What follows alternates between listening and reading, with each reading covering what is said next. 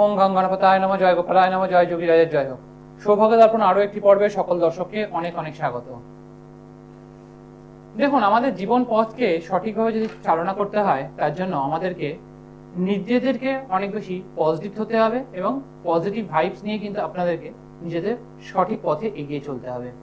এবং সেই পজিটিভ ভাইবসই কিন্তু আপনার মধ্যে যে ধনাত্মক শক্তি, সেই ধনাত্মক শক্তি কিন্তু আপনার মধ্যে সমস্ত রকমের শক্তি সঞ্চার করবে এবং সেই শক্তি থেকেই কিন্তু আপনি আপনার সঠিক পথে এগিয়ে চলতে পারবেন। এবং এই শক্তি সঞ্চারের ক্ষেত্রে কিন্তু অবশ্যই বিভিন্ন ধরনের যোগ, মহাযোগ, এগুলো কিন্তু বিশেষভাবে একটা বিশেষ ভূমিকা রয়েছে। দেখুন, মা শারদার কথা, যা হয় না কপাল গুণে তা হয় ক্ষণের গুণে। অর্থাৎ এই যে মুহূর্ত, এই মুহূর্তটা আমাদের জীবনে অনেক বেশি কিন্তু অনেক বিশেষ ভূমিকা রাখে। কারণ একটা ছোট্ট মুহূর্তেই আপনি যেমন শুভ খবর পান, আবার এই ছোট্ট মুহূর্তে দাঁড়িয়েই কিন্তু অনেক খারাপ খবর কিন্তু আপনার কাছে এসে পৌঁছায়। অর্থাৎ এই যে মুহূর্ত, যে কোন সময়টাতে আপনার সঠিকভাবে আপনি ব্যবহার করছেন, এই সঠিক সময় ব্যবহার করাটাই হচ্ছে আপনাকে সঠিক পর্যায়ক্রমিতাকে দেবে এবং আপনি আপনার পথে এগিয়ে চলার নির্দিষ্ট গন্তব্য পাবেন। আর এখানে কিন্তু বিশেষ যে যোগ, মহাযোগ গুলো কিন্তু আমাদের জীবনে তার কিন্তু একটা ভূমিকা থাকে। এবং তারই মধ্যে কিন্তু সবচেয়ে এই যে নিজেদের শক্তিকে সঠিকভাবে সঞ্চার করা, এখানে কিন্তু কৌশিকী অমাবস্যা তিথির একটা গুরুত্বপূর্ণ তিথি।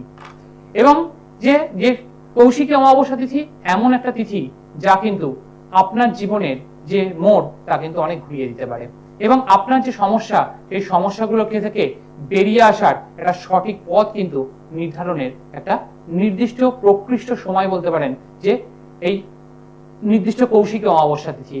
এবং এই যে তিথি, এই তিথিকে যদি আপনি আপনার জীবনে সঠিকভাবে ব্যবহার করতে পারেন, তাহলে আপনার উজ্জ্বলতম অবস্থা থেকে আপনি কিন্তু সঠিকভাবে এগিয়ে চলতে পারবেন। দেখুন, আমাদের যে অনেকের জীবনের ক্ষেত্রে কিন্তু যে জীবনে চলার পথে অনেক ক্ষেত্রে আমাদের বাধাপ্রাপ্ত হতে হয় এবং আমাদের জীবনে যে বিভিন্ন ক্ষেত্রে একটা অন্ধকারময় জায়গা কিন্তু তৈরি হয়। অর্থাৎ এবং কিছু ক্ষেত্রে নেগেটিভ অ্যাপ্রোচও আমাদের মধ্যে তৈরি হয়, নেগেটিভ ভাইবস তৈরি হয়। এবং কৌশিকী অমাবস্যা তিথি হচ্ছে সেই তিথি যেটা আপনাকে সঠিক আলোক দিকে নিয়ে যাবে, আপনাকে আলোর দিশাকে দেখাবে এবং আলোর দিশার একটা সঠিক সন্ধান কিন্তু আপনি পাবেন।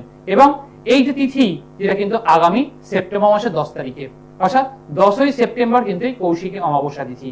এবং এই তিথিকে যদি সঠিকভাবে জীবনে এক্সিকিউট করতে হয়, ব্যবহার করতে পারেন, তাহলে কিন্তু জীবনের মোড় যে কতটা পরিমাণ পরিবর্তন করতে পারে, সেটা কিন্তু যারা অন্তত ব্যবহার করেছেন তারা জানেন যে কৌশিকী অমাবস্যা তিথি আপনাকে বিভিন্ন ক্ষেত্রে কিভাবে আপনাকে ইন্সপিরেশন দিতে পারে, আপনার সমস্ত সমস্যাগুলো থেকে কিভাবে সেগুলোকে প্রতিহত করতে পারে।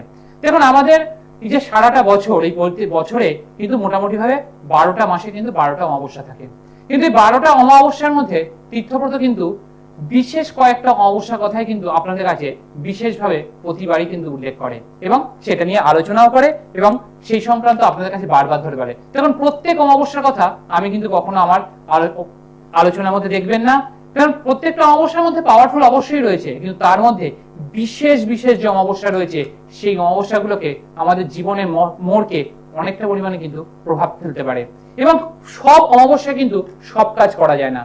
প্রত্যেকটা অমাবস্যার কিছু তার নির্দিষ্ট স্থিরতা রয়েছে, কিছু জায়গা রয়েছে এবং কিছু কিছু অমাবস্যা এমন কিছু ইন্সপিরেশন থাকে যাকে আপনি যদি সঠিকভাবে ব্যবহার করতে পারেন, প্রভূত সমস্যা, একাধিক সমস্যা এবং যে সমস্যাগুলো থেকে সমাধানের সূত্র পাচ্ছেন না, এরকম ধরনের সমস্যার বেরিয়ে আসার কিন্তু একটা গুরুত্বপূর্ণ অমাবস্যা তিথি কিন্তু এই কৌশিকী অমাবস্যা তিথি। সুতরাং এই যে তিথিটা, এটাকে যদি প্রপারলি এক্সিকিউট আপনি যদি লাইফে করতে পারেন, তাহলেই কিন্তু আপনার জীবন সঠিক আলোক দিশা দেখবে এবং আলোর পথে এগিয়ে চলবে।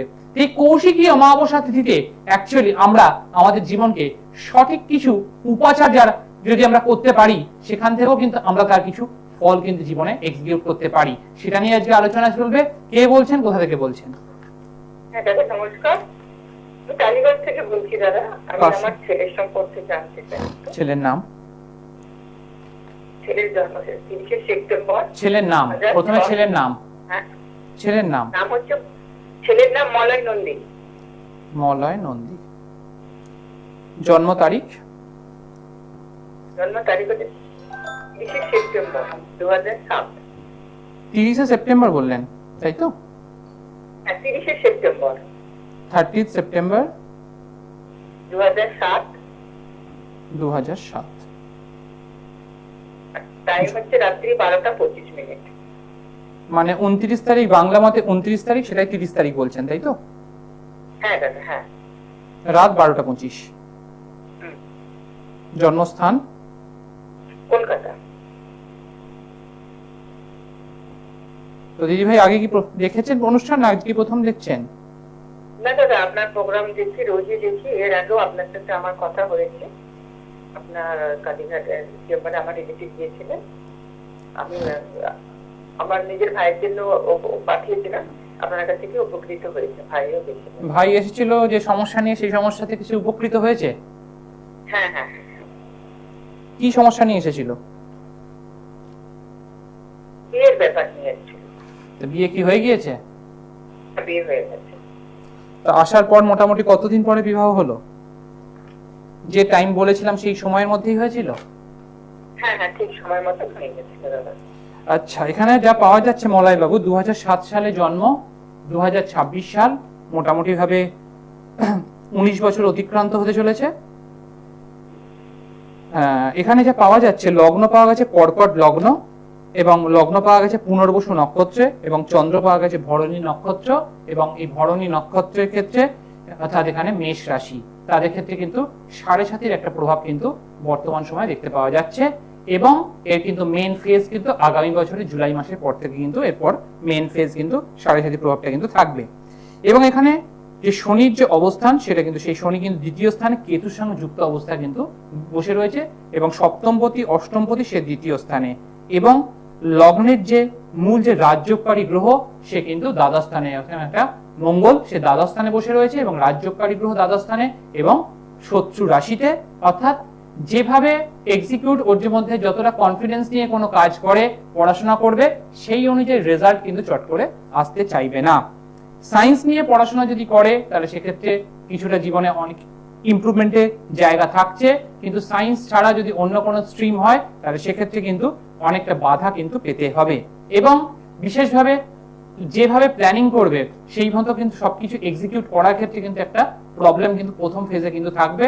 পরবর্তীকালে কেরিয়ারের ক্ষেত্রে যে দশম যে স্থানটা, সেখানে লগ্নপতির অবস্থান, কিন্তু তার যে ডিসপোজিটার অর্থাৎ যে দশমপতি এবং তার যে মূল রাজ্যকারী গ্রহ মঙ্গল, সে কিন্তু দ্বাদশ স্থানে অবস্থান করছে। অর্থাৎ একটা ডিস্যাটিসফ্যাকশন কর্মক্ষেত্রে কিন্তু থাকবে, এবং কাজের জায়গাটা কিন্তু খুব একটা ইমপ্রুভমেন্ট কিন্তু দেখা যাবে না। কিন্তু বাড়ি থেকে যদি দূরবর্তী স্থানে গিয়ে কর্মের সঙ্গে যুক্ত হয় তাহলে ভবিষ্যতে কিন্তু অনেকটা ইমপ্রুভমেন্ট পাবে। 19 বছর বয়স, পড়াশোনার ক্ষেত্রে একটা আইডিয়ালিস্টিক পয়েন্টে কিন্তু দাঁড়িয়ে রয়েছে, কিন্তু যতটা পরিমাণ চেষ্টা করবে সেই জায়গাটা কিন্তু প্রবলেম কিন্তু থাকবে। ছেলে ভালো চেষ্টা করে, কিন্তু বন্ধু বান্ধবের দ্বারা কিছুটা প্রভাবিত হয়ে কিন্তু সেই জায়গাটা কিন্তু কিছুটা নষ্ট হচ্ছে। এখন একটু ওভার কনফিডেন্সের কারণেও কিছু কিছু ক্ষেত্রে কিন্তু সমস্যা কিন্তু তৈরি হয়।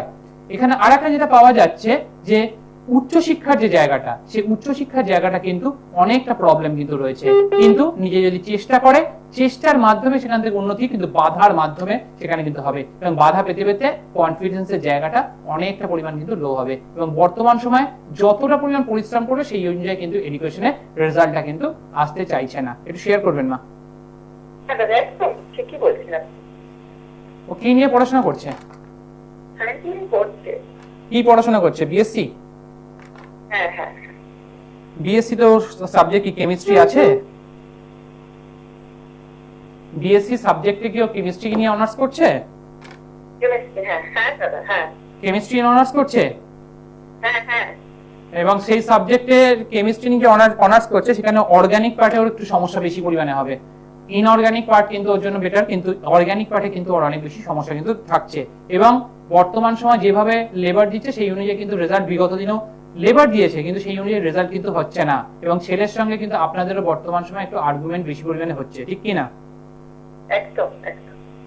দেখুন এখানে চার্ট ভালো, ভবিষ্যতে উন্নতির জায়গা রয়েছে, কিন্তু উচ্চশিক্ষার ক্ষেত্রে অনেকটা প্রবলেম, এবং যতটা পরিমাণ চেষ্টা করবে সেই অনুযায়ী রেজাল্ট কিন্তু আসতে চাইবে না, এবং ওর প্রচেষ্টার কোনো অভাব থাকবে না, কিন্তু সেটা এক্সিকিউট করতে পারবে না। এবং প্রফেশনাল লাইফের ক্ষেত্রে সমস্যা, এবং আগামী বছরের জুন মাসের পর থেকে যে 7.5 যে মেন ফেজ চলবে সেই সময়টা কিন্তু অনেকটা পরিমাণ মানসিকভাবে চাপও তৈরি করবে এবং ব্যক্তিগত জীবনেও কিন্তু তার একটা প্রভাব পড়বে এবং প্রফেশনাল কেরিয়ার বলতে পারেন এবং এডুকেশনাল কেরিয়ার দুটো জায়গাতেই কিন্তু এখানে পড়বে। কারণ এডুকেশন সেক্টরটা যদি একটু ডিসব্যালেন্স হয়ে যায় তার প্রভাবটা কিন্তু প্রফেশনাল কেরিয়ারও কিন্তু প্রথম ফেজে কিন্তু পড়বে। সুতরাং এই জায়গাটার জন্য একটু ভালো কারোর সঙ্গে কনসাল্ট করে এই জায়গাটা একটু প্রতিকার প্রতিবিধান করুন, ডেফিনেটলি এখান থেকে কিন্তু অনেক বেটার রেজাল্ট পাওয়ার জায়গা কিন্তু থাকছে। আশা করি ক্লিয়ার করতে পেরেছি। একদম। কথা বলে কেমন লাগলো? হ্যালো হ্যালো, দেখুন একটা জন্ম ছকের তার যে একটা নির্দিষ্ট স্টেবিলিটি থাকে এবং সেই স্টেবিলিটি অনুযায়ী তাকে যদি আমরা সঠিকভাবে পরিচালনা করতে পারি তাহলে আমরা আমাদের জীবন পথকে সঠিকভাবে নিয়ন্ত্রণ করতে পারবে। দেখুন তীর্থব্রত যে প্রেডিকশন করে সেটা একদম এদিক ওদিকের নয় যে সায়েন্স মানে সায়েন্স, সেটা ওই সায়েন্সের সঙ্গে আর্টস অথবা কমার্স এরকম ধরনের প্রেডিকশন করে না। তার কারণ একটা জন্মছকে তার যে স্টেবিলিটি তার একটা নির্দিষ্ট জায়গায় থাকে। এবং দেখুন এখানে আমি স্পেসিফিক পয়েন্ট করে বলেছিলাম যে এখানে কেমিস্ট্রি অনার্স নিয়ে পড়ছে কিনা এবং কেমিস্ট্রি অনার্স নিয়ে পড়ছে। সুতরাং এই যে পিন পয়েন্ট প্রেডিকশন, এই পিন পয়েন্ট প্রেডিকশনই কিন্তু একটা পার্টিকুলার একটা অ্যানালিসিস এবং একটা বিশ্লেষণ। কারণ একটা বিশ্লেষণ যদি সঠিক না হয় তাহলে আপনি যত প্রতিকার প্রতিবিধানই করে ফেলুন না কেন, সঠিক প্রতিকার প্রতিবিধান সেটা হতে পারে না। সুতরাং একটা প্রতিকার প্রতিবিধান করতে গেলেও তার সঠিক বিশ্লেষণকে জানতে হবে। দেখুন একটা সঠিক বিশ্লেষণই একটা প্রপার অ্যানালিসিস, একটা জন্মছকে যখন সঠিক প্রপার অ্যানালিসিস হবে তবেই কিন্তু আপনি আপনার নিজের জায়গাটাকেও বুঝতে পারবেন এবং আপনার যে প্রবলেম, আপনার যে সফলতার জায়গা, আপনি জীবনে কোন পথে এগোলে সেই এক্সিকিউশনটা পাবেন সেটা কিন্তু সেই জায়গা থেকে আপনি নিজেও কিন্তু সেই জায়গাটাকে নিজে অনুধাবন করতে পারবেন। আর দেখুন নিজে যখন অনুধাবন করতে পারবেন, নিজে যখন আন্ডারস্ট্যান্ড করতে পারবেন, নিজে যখন বুঝতে পারবেন, সেখান থেকেই কিন্তু আপনার যাত্রার সফলতার যাত্রার পথ কিন্তু শুরু হয়ে যাবে। সুতরাং নিজেকে আগে সেই সন্নিধানে কিন্তু সেই বিষয়টাকে কিন্তু আগে নিজেকে অনুভব করতে হবে এবং সেটাকে এক্সিকিউট করতে হবে এবং সেখানে কিন্তু আপনাকে নির্বাচনের ভূমিকা, এখানে বাকচাটু কথায় নয়, কথার জালে নয়। সুতরাং বাস্তবিকটাকে, নিজের বাস্তব জীবনকে বাস্তবসম্মতভাবে মিলিয়ে দেখুন যে এক্স্যাক্টলি এক্সিকিউশন হচ্ছে না হচ্ছে না, সেখান থেকেই কিন্তু আপনি আপনার নিজের পথকে খুঁজে পাবেন।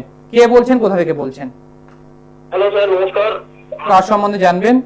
আমি আমার ভাইয়ের সম্বন্ধে জানতে চাই। ভাইয়ের নাম? আমার ভাইয়ের নাম হচ্ছে খোকন আড্ডো। খোকন আড্ডো? হ্যাঁ। খোকন বাবুর জন্ম তারিখ? 11 এপ্রিল 1992। 12 এপ্রিল 1992, তাই তো? 11 এপ্রিল। 12 এপ্রিল বললেন তো? 13। 13 এপ্রিল। Yes yes. ওকে। জন্ম সময়? 8:45 AM। সকাল 8:45, তাই তো? হ্যাঁ ইয়েস। জন্মস্থান? হাওড়া। কোথায়? হাওড়া। হ্যাঁ হ্যাঁ। আজকেই প্রথম অনুষ্ঠান দেখছেন? না না, অনেক দিনই দেখছি কিন্তু লেগটাই প্রথম পেলাম। কেমন লাগে? খুবই ভালো লাগে স্যার, আপনার প্রোগ্রাম খুবই ভালো লাগে। অনেক সময় লাইন পেলাম, আমি ট্রাই করছি কাউকে না কি ধরে হেঁটে লেগে যায়, স্যার তো কথা বলতে পারবো। আচ্ছা, এখানে দেখুন ঈশ্বর যখন চাইবে সেখানেই তো আমাদের যোগাযোগ তৈরি হবে। ঈশ্বর না চাইলে তো আমরা কোনোভাবেই কোনো কিছু করতে পারি না, তার হাতেই তো সমস্ত কিছু বাধা আমাদের রয়েছে। দেখুন এখানে যা পাওয়া যাচ্ছে, লগ্ন পাওয়া গেছে মৃগশিরা নক্ষত্র অর্থাৎ বৃষ লগ্ন, এবং এখানে চন্দ্র পাওয়া গেছে মঘা নক্ষত্র অর্থাৎ সিংহ রাশি, এবং সিংহ রাশির বর্তমানে অষ্টম স্থানে শনি অবস্থান, একটা কিন্তু অষ্টমা শনি প্রভাব কিন্তু চলছে, অর্থাৎ ঢাইয়া কিন্তু একটা প্রভাব চলছে। এবং এখানে যা পাওয়া যাচ্ছে যে এখানে বৃহস্পতির সঙ্গে যুক্ত অবস্থায় কিন্তু চন্দ্র বসে রয়েছে এবং লগ্নের দ্বিতীয় স্থানে কিন্তু এখানে কেতু বসে রয়েছে। এবং এখানে বৃহস্পতি আর চন্দ্র ছাড়া সমস্ত গ্রহগুলোই কিন্তু রাহু কেতু দ্বারা কিন্তু নিয়ন্ত্রিত। এবং এই জন্মছকের সবচেয়ে গুরুত্বপূর্ণ যে কি প্ল্যানেট, সে কিন্তু নবাংশ ছকে গিয়ে কিন্তু বিশেষভাবে প্রভাবিত হয়ে গেছে এবং সেক্ষেত্রে কিন্তু সে পীড়িত হয়েছে। ফলে জীবনে যেভাবে চাইবে সেই মতো করে কিন্তু এক্সিকিউশন হওয়ার ক্ষেত্রে কিন্তু একটা সমস্যা কিন্তু থেকে যাবে। এবং ব্যক্তিগত জীবন অর্থাৎ বৈবাহিক ক্ষেত্র, ব্যক্তিগত জীবনের ক্ষেত্রে কিন্তু একটা সমস্যা থাকবে। বিবাহ হলেও সে বিবাহ ক্ষেত্রে কিন্তু ব্যক্তিগত জীবনে একটা আপস এন্ড ডাউনস, এবং তার সঙ্গে বিবাহ ক্ষেত্রে ম্যাচিওর হওয়ার ক্ষেত্রে সমস্যা এবং বিবাহ পরবর্তী ক্ষেত্রেও কিন্তু একটা প্রবলেম কিন্তু জীবনে ফেস করতে হবে। স্যাটিসফ্যাকশনের ক্ষেত্রে একটা অভাব থাকবে এবং দুজনের মধ্যে আন্ডারস্ট্যান্ডিং এর জায়গাটা কিন্তু একটা প্রবলেম কিন্তু এখানে দেখতে পাওয়া যাচ্ছে। এবং এখানে আরেকটা জিনিস যেটা পাওয়া যাচ্ছে সেটা হচ্ছে ওনার নিজের অনেক প্রচেষ্টা থাকবে, কিন্তু সেই প্রচেষ্টা সত্ত্বেও সঠিকভাবে সঠিকভাবে প্রফেশনালি কেরিয়ারের জায়গায় কিন্তু গড়ে ওঠার ক্ষেত্রে কিন্তু এখানে প্রবলেম থাকবে এবং আর্থিক জায়গায় একটু প্রবলেম ফেস করবে। বর্তমান সময় শারীরিক জায়গাটাও একটু ডিস্টারবেন্সের মধ্যে দিয়ে যাবে এবং আপনাদের মধ্যে সম্পর্কগুলোর মধ্যেও বর্তমান সময় একটু টাফ ব্যাপার, একটু সবার মধ্যে একটু টাসল, একটু মধ্যে কথা কাটাকাটি এবং বিভিন্ন ক্ষেত্রে কিছু ভুল সিদ্ধান্ত, যেটা কিন্তু ওনার জীবনে কিন্তু অনেক বড় ক্ষেত্রে কিন্তু অনেক কিছু প্রভাব কিন্তু ওনার উপর ফেলবে, যার ফলে কিছু ভুল সিদ্ধান্তের কারণে নিজের কিছু ভুল সিদ্ধান্ত যেটা কিন্তু ওনাকে জীবনে অনেকটা কিন্তু পিছিয়ে দিয়েছে এবং আরো কিন্তু পিছিয়ে দিচ্ছে। একটু শেয়ার করবেন। হ্যাঁ, আপনি যা বললেন সবই তো শুনলাম স্যার। যা বললেন সবই মোটামুটি ঠিক, সত্যি। হ্যাঁ, তো আমাকে অ্যাকচুয়ালি আমার ভাই দুটো প্রশ্ন করতে বলেছিল। হ্যালো, হ্যাঁ বলুন। হ্যাঁ, আমার ভাই দুটো প্রশ্ন করতে বলেছিল আমাকে। সেটা হলো এই যে ও কাজকর্মের অনেক চেষ্টা করছে, এবার কাজকর্মটা কবে পাবে বা কি অনেক কাজকর্ম পাবে এবং ওর বিয়ে কবে হবে? দেখুন, একদম স্পেসিফিক এই দুটো জায়গাতে আমি বলেছি। আপনি যদি আমার অ্যানালিসিসে ভালো করে শোনেন, তাতে আমি বলেছি বিবাহ ম্যাচিওর হওয়ার ক্ষেত্রে সমস্যা। আপনি প্রশ্ন করার আছে আগেই আপনার ভাইয়ের প্রশ্নের উত্তর আপনার কাছে আছে। আপনি বললেন, শুনলাম। আচ্ছা, দ্বিতীয় বলেছি কাজের ক্ষেত্রে নিয়ে চেষ্টা করবে, কিন্তু আর্থিক ক্ষেত্রে বিশাল পরিমাণে সমস্যা, আর্থিক ক্ষেত্রে সঠিকভাবে গড়ে উঠতে পারবে না। এবং এই জন্মছকের কিছু প্রতিকার প্রতিবিধান, কিছু না কিছু প্রতিকার প্রতিবিধান অবশ্যই হয়েছে, একটু শেয়ার করবেন। হয়েছে তো, কিন্তু প্রতিকার প্রতিবিধান প্রায় বছর 3-4 হয়ে গেলেও সেখান থেকে কিন্তু খুব একটা ফললাভ কিছু হয়নি, ঠিক কি না? এবং উনি ওনার ক্ষেত্রে চেষ্টা করছেন, কিন্তু বারবার ধরে কর্মক্ষেত্রে জায়গাটা কিন্তু সেইভাবে এক্সিকিউট করছেন, কিন্তু কিছুতেই এক্সিকিউট করতে পারছে না। এবং তার সঙ্গে বর্তমানে এই যে শনির যে ঢাইয়া চলছে, এই সময়টা খুব একটা কিন্তু ওনার জন্য ভালো নয় এবং ওনার নিজের কিছু সিদ্ধান্তের কারণেও ওনার ক্ষেত্রে কিন্তু ব্যক্তিগত ক্ষেত্রে কিন্তু কর্মক্ষেত্রে এবং ব্যক্তিগত জীবনে প্রভাব পড়ছে। এটার জন্য দেখুন, এই জায়গাটা ওনার যে মূল যে রাজ্যকারী গ্রহ এবং দশমপতি এবং দ্বিতীয় স্থান, যেটা আমাদের পুরো জায়গাটাকে ইনকামের স্টেবিলিটি জায়গাটাকে নিয়ন্ত্রণ করে রেখেছে, সেই জায়গাটায় খুব গন্ডগোল হয়ে রয়েছে। এখানে ওনাকে হয়তো প্রবাল পড়িয়ে থাকতে পারে, অথবা হয়তো এখানে যা দেখতে পাওয়া যাচ্ছে তাতে হয়তো ওনাকে একটা কোনো কোকড়াচ পড়িয়ে থাকতে পারে, কিন্তু সেটা ওনার জন্য খুব একটা ভালো কিন্তু খুব একটা ফল দিতে পারে। ওনার হাতে 3টে পাথর আছে, আমি নামগুলো জানি না। ওনার হাতে 3টে পাথর আছে, উনি অনেকটা খরচাও করেছেন। আমি তো বললাম এখানে সঠিক প্রতিকার প্রতিবিধানের অভাবেই এবং ভুল প্রতিকারের জন্যই আজকে এই সমস্যা ফেস করছে। ভালো কারোর সঙ্গে কনসাল্ট করুন, তবেই এখান থেকে বুঝতে পারবে, এখান থেকে বেরিয়ে আসতে পারবে। তা নাহলে আগামী সময় আরো বেশি পরিমাণে সমস্যা তৈরি করবে। এবং এই যে ঢাইয়ার প্রভাব কিন্তু আগামী 2-2.5 বছর আরো কিন্তু থাকবে, তার কারণ এখান থেকে এক্সিকিউট মুভ করবে সামনে বছরেও, কিন্তু তার যে একটা প্রভাব, সেই নক্ষত্রের যে প্রভাব,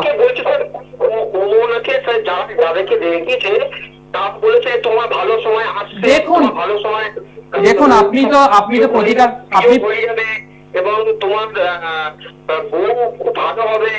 দেখুন কিন্তু শ্বশুর বাড়ির সঙ্গে প্রবলেম হবে। দেখুন, কে কি অ্যানালিসিস করেছে সেটা এখানে বসে আমার শোনার কথা নয়।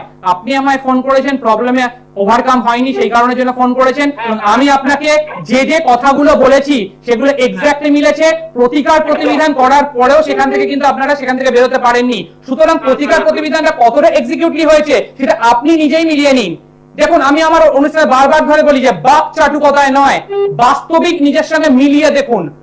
এবং আপনাকে কোনো খুশি করার জন্য আমি এখানে অ্যানালাইজ করি না, যে আপনাকে কোনো কিছু খুশি করে আপনাকে বলবো আপনার এই জায়গাটা খুব ভালো, আপনি এখানে এইটা করলে এটা হয়ে যাবে, এটা আমি বলি না। যেটা দেখতে পাই সেটা এক্সিকিউটিভ আপনাদের সামনে তুলে ধরি। সেটা ভালো হতে পারে, আপনার ভালো লাগতে পারে, খারাপ লাগতে পারে, কিন্তু যেটা বাস্তবিক সেটা আপনি ভবিষ্যতে মিলিয়ে দেখবেন। যখন একটা ভালো কথা বললাম কিন্তু ভবিষ্যতে মিললো না, তখন গিয়ে আপনি বুঝতে পারবেন যেটা বাস্তবিক কথাটা তীর্থপদ বলেছিল সেটা ঠিক হয়েছে। সুতরাং এই জায়গাটাকে নিজেরা বুঝুন, শুধুমাত্র বাক্য জালে আটকে যাবেন না, বাস্তবিক অ্যানালিসিসটাকে বুঝুন। যেটা আমি আমার অনুষ্ঠানে বারবার বলি যে একটা সঠিক অ্যানালিসিসই কিন্তু আপনার জীবনকে সঠিক পথে নিয়ে যেতে পারে, কারণ সঠিক অ্যানালিসিস হলে তবেই আপনি সেখান থেকে আপনি সঠিক প্রতিকার প্রতিবিধান পাবেন। প্রতিকার প্রতিবিধান করে ফেললেই হবে না, তার সঙ্গে প্রতিকার প্রতিবিধানটা সঠিক হতে হবে, সঠিক যোগ মহাযোগে হতে হবে, তবেই হবে। তা নাহলে কাজ আপনি যত প্রতিকারই করুন না হবে না। ভালো জায়গা রয়েছে, কিন্তু সেই জায়গার জন্য সঠিক প্রতিকার প্রতিবিধান, আমি যে বললাম বেরোনোর জায়গা রয়েছে, কিন্তু তার জন্য প্রপার ওয়েতে প্রপার এক্সিকিউট অনুযায়ী সঠিক জায়গাকে নির্বাচন করুন। আপনার জায়গা ভুল নির্বাচন হয়েছে, ফলে সেখানে প্রতিকার প্রতিবিধান ভুল হয়েছে, ফলে সঠিক রেজাল্ট আসেনি। সঠিক জায়গা নির্বাচন করুন, সেখান থেকে তাকে প্রপারলি কাজ করুন, ডেফিনেটলি হবে, হতেই হবে। তার কারণ এখানে জায়গা রয়েছে, কিন্তু সেই জায়গাটা ব্লক হয়ে গিয়েছে।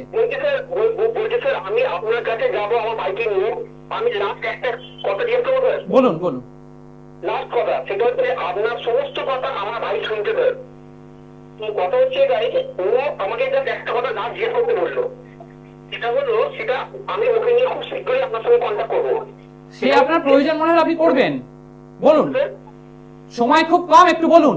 বলছি ও মানে মোটামুটি 8 থেকে 9 বছর হয়ে গেল চোখে ঠিক মতো দেখতে পাচ্ছে না, মানে চোখের কিষান চলে গেছে। এখনো বলেছি, এই কথাটাও বলেছি যে শারীরিক জায়গার ক্ষেত্রে সমস্যা বর্তমান সময় ফেস করছে, এটাও দেখলে মিলিয়ে নেবেন।